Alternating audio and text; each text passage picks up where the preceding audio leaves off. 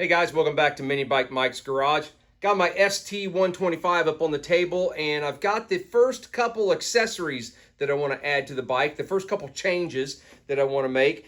I've got this rack. Both of these items came off of Amazon. I bought this rack for the back. Sometimes I need to haul something, and there's not much room back here, so I thought this would give me some added space to haul some things. This was like $100 off of Amazon. I'll put links to these. And then I bought this, it's called a, I don't know, license plate. It's not a license plate eliminator because you got a license plate, but it eliminates all this excess down here that Honda had on the back and just kind of tidies up the back end. And this, I want to say, was around $40. I'll put links to both in the description if you're interested. And this is really the first two modifications I've made other than to that shifter that I showed you in a video a week or so ago. If you missed it in a prior video, the only mod I've really made to the bike is I cut off the heel portion of this shifter. I needed a little bit more space, comfort for my foot to sit on the foot peg, and this had a part that came back and then a tab that came out for the heel part, and I just don't use that. I'm a toe shifter, so this is the stock shifter lever that was on it. I just cut it off and just kind of trimmed it up and repainted it with some black, so that's kind of what that looks like. To be able to remove this, I'm taking everything off that's black, leaving the fender, and I'm taking all of this off. To be able to remove that, it looks like right up here on this side and this side are two bolts that come through, and it looks like they come in through from the inside. So I think we've got to take the seat loose, or raise the seat and uncover the tank. Looks like there might be one other bolt right here, but those have to be accessible from the inside, so we got to do that. The seat opens with the key in this spot. Hopefully the seat will stay up for us. And what we have to remove is this piece. It's got the tool kit here, and then it's got a couple push pins. All I'm after is there's a little pin right there, and there is one right there. And how you remove those is by pushing in the center like that. I'm trying to look through the lens. I don't want to lose it. And then that comes out.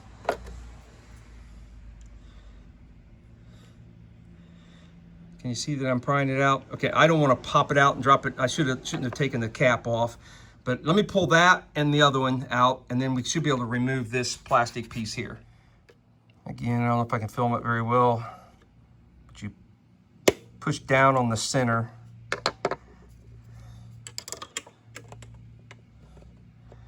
And that lets you pull up on that to get that out of that hole. Once you've got those out, then take off the gas cap. I kind of did that backwards. I've never taken that thing out before, so not really sure. And then this should just lift up out of here. Oh, it's got there's a hose right here, and I believe that's for the overflow on the fuel. I've got to undo that. Are you going to slide off of there? There it did. Now we can take that out. And I'm trying to access the ones that are down there. That one and this one over here. That's the two that I need to access. I broke those two loose, but I have not taken them out. I'm afraid if I take them all the way out now, I'll drop them down inside the frame and never be able to find them. So I'm going to go ahead and do some of this other work, other things I need to take loose, and then those things will be the last ones. I'll loosen them up and lower this piece off of it, so hopefully I don't lose those out of that hole. So I've got a couple pieces here to take loose. I've got on each side of the shock to get this hoop off of here. Then we'll jack up the lift and see if we can't get underneath the fender to do the rest of it. Shouldn't need to take it all the way off. Just loosen it. And over here, here on this side, I think I might have to take off the nut here then we can get to that little spacer piece. Oh, nope, they're turning together. All right, so that should have released pressure off of there. And then we've got these two.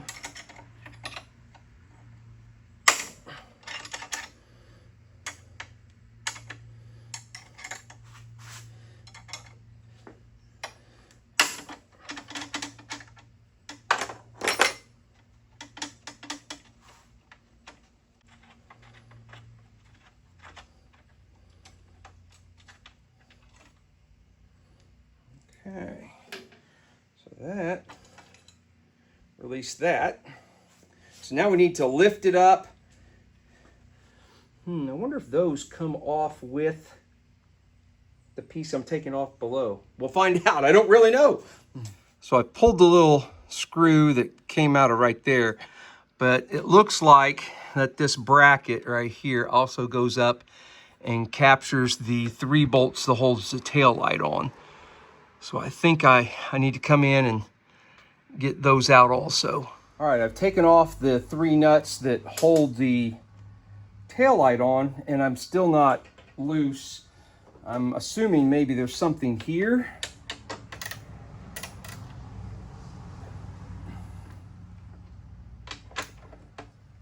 Those definitely unscrew. Oh, yeah, I see it lowering. Okay, so these have to come out.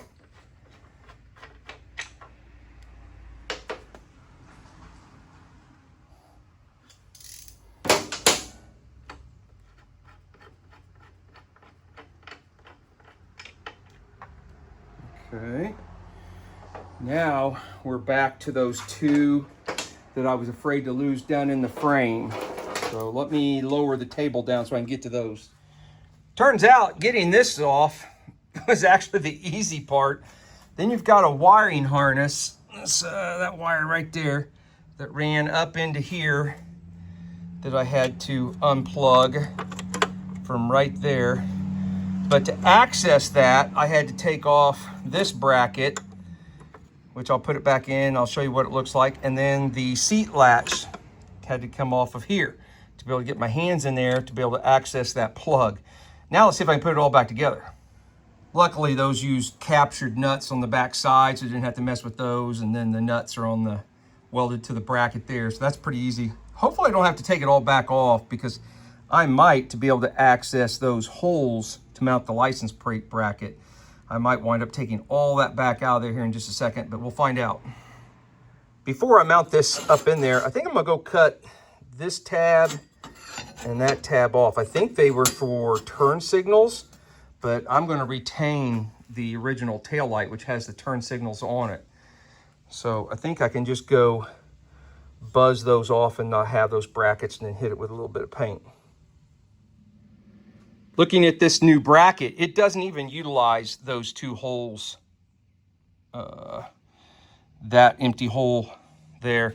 It looks like it's got the 3 holes that go up to the tail light, and then these 2 holes match up with this. So since these aren't threaded, these inserts that I took out here, I'll need to see if I can find some nuts to fit those, but I should just be able to slide this over the 3 bolts to the bottom of the tail light and put the nuts back on it.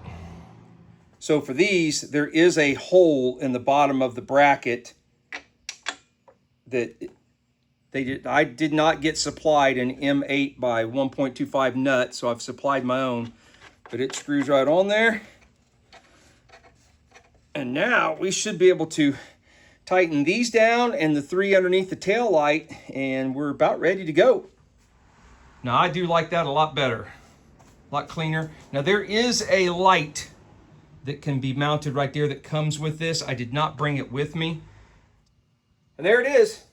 I kind of like the way it looks. Kind of cleans this up a little bit. This gives me something, you know, if I want to start delivering DoorDash or something to help pay for this bike. Now I've got someplace I can stack stuff or tie something down. It's not a real big space, but it's a little bit of something. I wish I would have had it on here when I bought the bike, in Utah, it would have made it much more comfortable to ride if I could have strapped the luggage, the bag I was carrying, onto this instead of onto the back of the seat, which would have given me more room. But anyway, and nothing that I did can't be reversed. I could go take that right back off, put this one right back on.